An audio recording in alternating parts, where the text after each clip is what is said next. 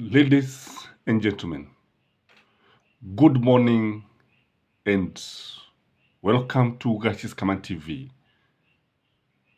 Today, Kenyans are saddened. Kenyans are shocked. The country is in a state that has not been seen before. This is a country of massacre. The church has failed the nation. The church is killing its followers. The Church of Christ is not the church that was left to St. Peter, the disciple of Jesus, whom Christ himself named the rock, on whom the church was to stand. When Ida Odiga called for regulation of churches during the 2022 campaign, when Ida Odiga said that the government should regulate the churches, when she called and put it that some of the leaders, church leaders, need to be trained in theology, when she attended that Harabe, I remember very vividly, after that Harabe, Kenya Kwanza guys went for her neck. Kenya Kwanza guys called her a pagan and a devil worshipper. She was called Antichrist. Kenya Kwanza guys went ahead and started attacking Raila Amolo Odinga. And a number of Kenyans did not agree with Ida Odinga. I think Ida Odinga is a mature Christian. I think Ida Odinga is a Christian, an Anglican Christian. I think Ida Odinga is sober. Like a prophetess, she saw it coming when nobody saw it. Today, Paul Mackenzie is showing us that indeed Ida Odinga was right. Paul Mackenzie's church, the Church of Massacre, that starves its believers to death. You starve until you die and then you meet Jesus Christ. It's a horrible story in Kenya that looks like a movie. The gullible believers were starved to death. Today, his 800 acres piece of land is a crime scene. Today, Kenyans are still following, and many of them are crying when they see what is happening. Exhumed bodies, numbering 40 and still counting, is shocking to the world. It is Karl Marx who stated that religion is an opium of the masses. It makes them drunk and forget their problems. When you look at Kenya Kwanza is leading a country in a theocratic way. We are turning a secular state into a theocracy. Yesterday, I heard William Samoei Ruto castigating, ridiculing the Azimio guys for going to the church. The state is fooling Kenyans that the panacea of all the problems is the church. We have seen the government rallying Kenyans to pray for the economy, which is wrong in my view. it is the wrong approach. We have seen the president, the deputy, leading Kenyans at Thanksgiving rallies every Sunday, wakitumia pesa za umma, wakitumia pesa ambazo wanalazimisha watu kuwalipa. Kenya, according to the constitution, is a secular state. No religion is associated with Kenya. Indeed, in some states, religion is not even taught in schools. There's nothing wrong with the religion as long as it is carried out in a mature way, as long as it is carried out in the right way. Even children have not been spared. A family is crying that 3 children left home and joined Paul Mackenzie's church. And if they'll be found alive, only God knows. Even people who are educated fell into the trap of a murderous pastor. Again, we have seen Rwanda regulating the church. I want to give credit to Paul Kagame. Paul Kagame is a no-nonsense leader. He regulated the churches. And for you to be a pastor, you must have a diploma. Lazima uwe na stashahada ya theology or a degree. When I had this conversation with some church guys, they were telling me that the disciples of Jesus did not go to any theology. But I can tell you, Jesus took 3 years to train his disciples on how to go about the church business. Some people are saying that when you become a minister of the church, it is a calling. Yes, it's a calling, but there's nothing wrong with that.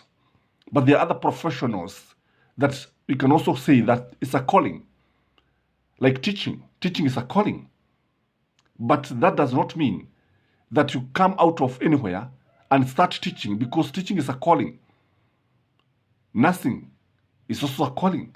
Doesn't mean that unatoka mahali pamoja popote pale, unaingia hospitali au katika nyumba yako unaanza kuhudumia wagonjwa, because nursing is a calling. I believe it is high time that William Samoei Ruto's government start registering churches. Kanisa zote zisajiliwe,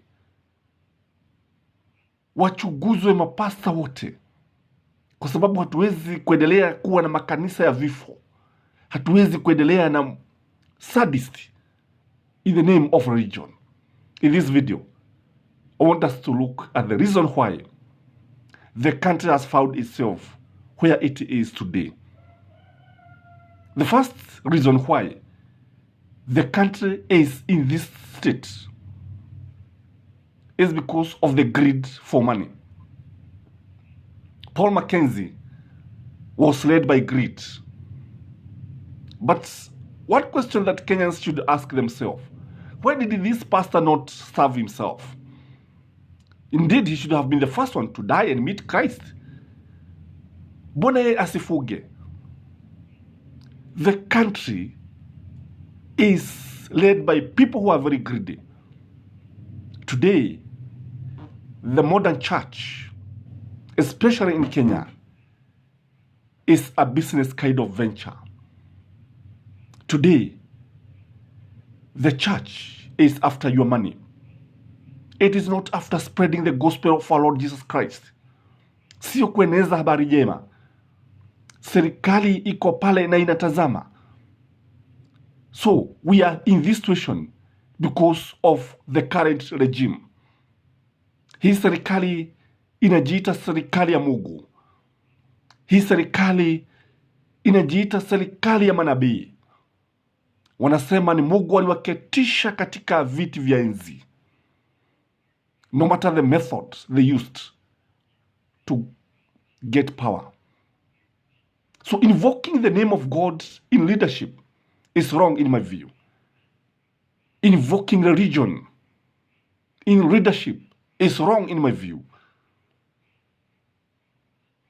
So the current government is also to blame.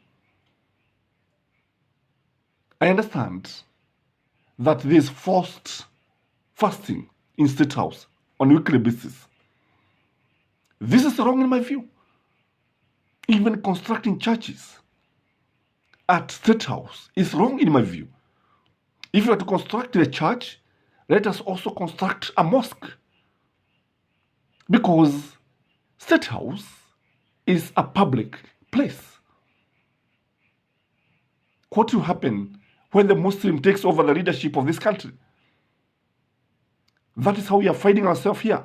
A sip of coffee at this time is good when our hearts are bleeding.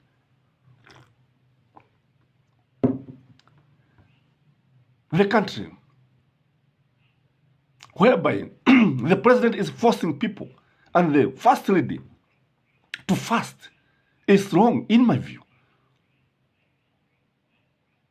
Kenya is not a theocracy. It's a democracy. It's a secure state. We are here because NIS has failed. The National Intelligence Service has failed. Where was the government when all these things were happening? Because Paul Mackenzie did not start his church yesterday. He did not start serving his followers yesterday. Ni mambo ambayo alianza kitambo. And this NIS guy, this NIS is the same institution that gathers information, brief the president on daily basis of what is happening in the country. I miss Arap Moi here. Arap Moi would know what was happening in your bedroom. Arap Moi would know what was happening in a nursery school classroom. Arap Moi would know what was happening every now and then. Arap Moi was very good at gathering information.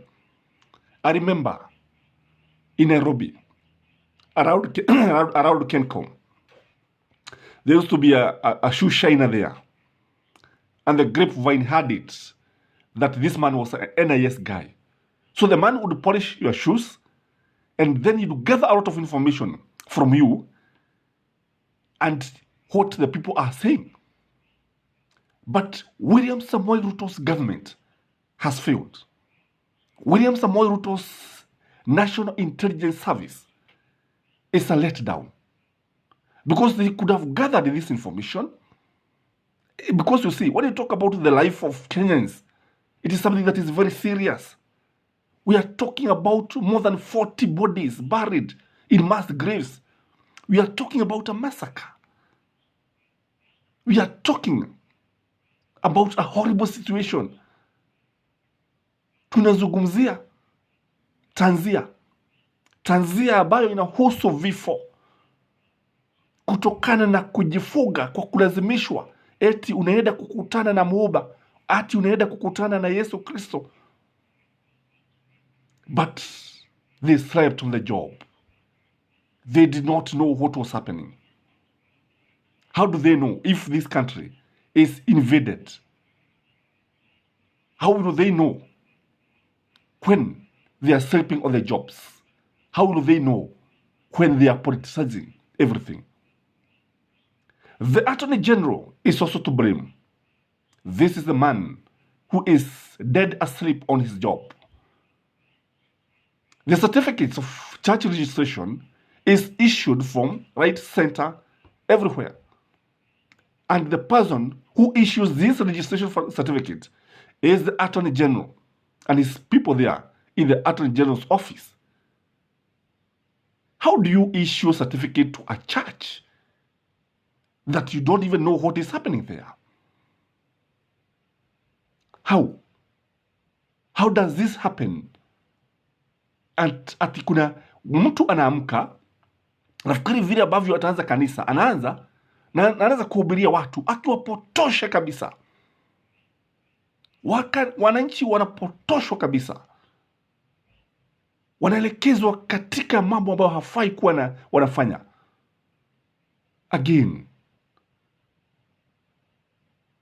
the church has failed completely. We are in this situation because the National Council of Churches, is it NCCK, it has failed to vet its members, kwa sababu kile nao pia kile kinaongoza pia ni siasa. They look at some who is going to oil their hands. Who is going to oil their hands? The church has completely failed. That is where we are. Today, the Church of Christ has been turned into a political stadium. Ni uwanja wa siasa, where Raila Amolo Odinga's name is mentioned many times than the name of Jesus Christ. Our pastors have allowed our politicians to go to the pulpit and abuse each other. They have allowed our church to be used by politicians. Wanaenda pale wanarusha makobora ya matusi bila kujali. Baada ya kumaliza wanamaliza kwa maombi. It only happens in Kenya, whereby after insulting people, you end up with a prayer. This is wrong in my view. Again, in church, I believe we are where we are because I believe there is something that Paul Mackenzie is hiding. We have seen some Catholic fathers being accused of sodomy. We have seen boys being abused by pastors. Could Paul Mackenzie be hiding some things, some issues? We have seen some pastors touching women, some private parts, in the name of miracles. Kwanza ukikosa mtoto. We have seen bishops doing some funny things to women in the name of miracles. Tumeona mengi, tumesikia mengi, tumeona katika runiga mapasta wabadia, wengine wakidai ya kwamba wamefufua watu, wengine na ni uongo, na kila mtu anaona ni uongo. We have seen some pastors performing some miracles. Remember that man who was using potassium permanganate. What he was doing with it. The nonsense. The funny thing, the church is still there. The funny thing, bado watu wako pale. We have seen believers, brethren, sending nudes to pastors. That is the reality. We have seen this country go to the dogs as we watch. We have seen the church being misused by the government and by the pastors themselves and people who profess the Christian faith. Why is this not happening to the Muslims? So if this is the kind of church that should be allowed in this country, then all churches should be banned. Unless the government regulates the churches, unless the pastors are vetted, unless the registration of churches iangaliwe tena, we are going to lose this country. Unless and until William Samoei Ruto delink his garment from the church, we are bound to continue witnessing this kind of horrible things. It is a sad moment for our country. I don't know where you are when you are listening to this video, when you're watching me here. But at the crack of the dawn, the country is still bleeding. May you have a blessed day. Keep safe and listen and interrogate any pastor who comes to you in the name of God that he is going to perform a miracle in the name of God that is going to do things that are weird. Be mature and all will be well. My condolences to all those who lost their loved ones through a man who I'll hesitate to call a total man, because this is not a man of God. This is a sadist. This is a cult and should be condemned by all Kenyans. Have a blessed day. Bye-bye.